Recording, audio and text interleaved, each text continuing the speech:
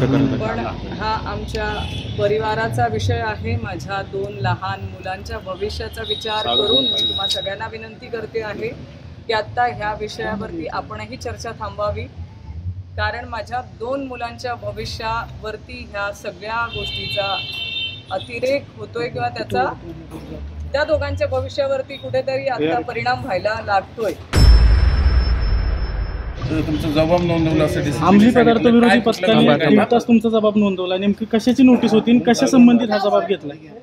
खाली तुम्हाला सगळ्यांना माहिती असेल गेल्या 2 महिन्याआधी त्या तक्रारी संदर्भामध्ये काही विषयासाठी त्यांना माझ्यासोबत चर्चा करायची होती आणि त्यासाठी त्यांनी मला बोलवलं होतं आणि त्यांनी जे काही प्रश्न विचारलेले आहेत त्या सगळ्या प्रश्नांची मी उत्तरं दिली।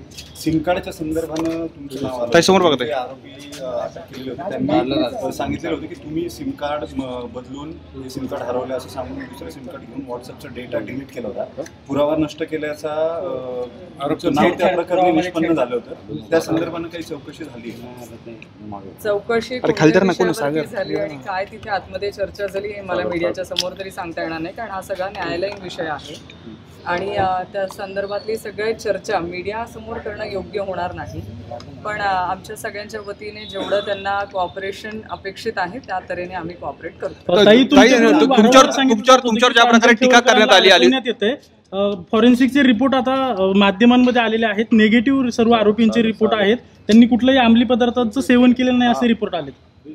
आमचं आधीपासूनचं सांगणं होतं की डॉक्टर प्रांजल खेवलकरांनी कधीही अंमली पदार्थांचं सेवन केलेलं नाही आणि त्याच तऱ्हेने आमचं हेही सांगणं होतं की ते निर्दोष आहेत आणि भविष्यात देखील त्यांच्या ह्या केसमधून ते आरामात आणि न्यायालयाच्या लढाईमध्ये आम्ही आमचा विषय जो मांडणार आहे त्यातनं ते बाहेर पडतील हा आम्हाला विश्वास आहे। माझी या मीडियाच्या समोर तुमच्या सगळ्यांच्या समोर विनंती आहे की ही न्यायालयीन लढाई आहे, ज्या न्यायालयामध्ये जे चालू आहे ते चालू राहणार आहे।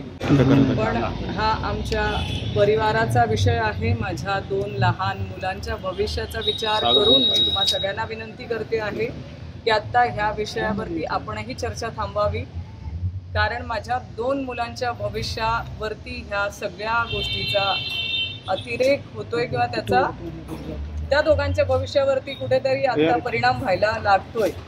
म्हणून माझी सगळ्या मीडियाला विनंती आहे की आता हा विषय तुम्ही थांबवा, की न्यायालयात ज्या गोष्टी होणार आहेत त्या तुमच्या समोर येणारच आहेत आणि न्यायालयाची लढाई ही मला विश्वास आहे आम्ही सगळ्या ठामपणे ही जिंकणार आहोत, कारण सत्य हे आजही सत्यच आहे आणि उद्याही सत्य।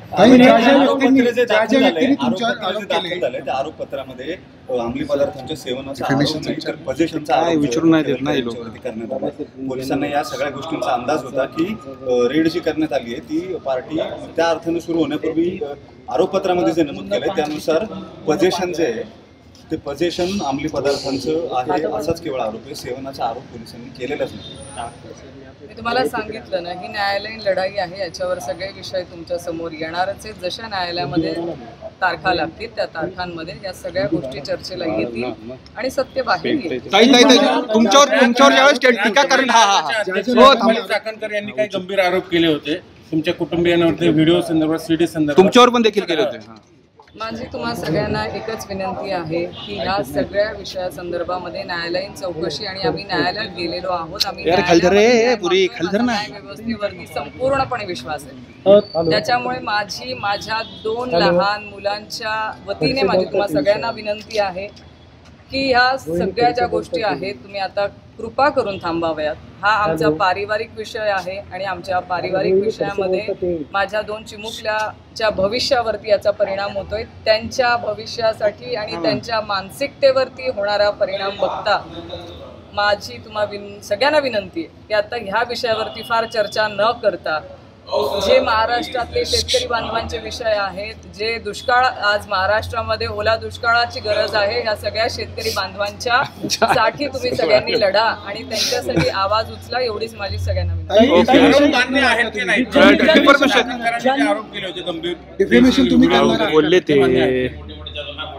कसं सांगणार ज्यांनी आरोप केले त्यांच्यावरती काय तुम्ही म्हणला होता की योग्य वेळी मी उत्तर देईल, आता वेळ सुद्धा योग्य वेळ येऊ द्या। ताई मी का तुम्हाला अडकवण्याचा प्रयत्न सांगितलंय केलाय ना, का की अडकवण्याचा माझ्यासाठी हा विषय न्यायालयीन विषय आहे. तुम्ही मला कुठलाही प्रश्न विचारला तर त्या प्रश्नाचं उत्तर मला आज रोजी देणं शक्य नाही. ज्या न्यायालयामध्ये मला उत्तर द्यायचं आहे त्या न्यायालयामध्ये आम्ही आमची बाजू मांडणार. माझी एक भाऊ म्हणून तुम्हाला सगळ्यांना विनंती आहे की तुमच्या सगळ्यांच्या ठिकाणी मला बहीण म्हणून ठेवा, माझ्या 2 मुलांना भाचे म्हणून बघा. तुमच्या स्वतःच्या लहान बहिणीच्या मुलांवरती आज सगळ्या गोष्टींचा काय परिणाम होतो ह्याचा देखील विचार करा. राजकारण नक्की होतं, पण राजकारण करत असताना कोणाचं आयुष्य उद्ध्वस्त होऊ नये ह्याची काळजी घेणं देखील मला असं वाटतं मीडियाचं काम आहे. मी आज तुम्हाला विनंती करते, आज शेतकरी बांधवांना जी गरज आहे त्यांच्यासाठी आवाज उचला आणि त्यांच्यासाठी लढा. धन्यवाद.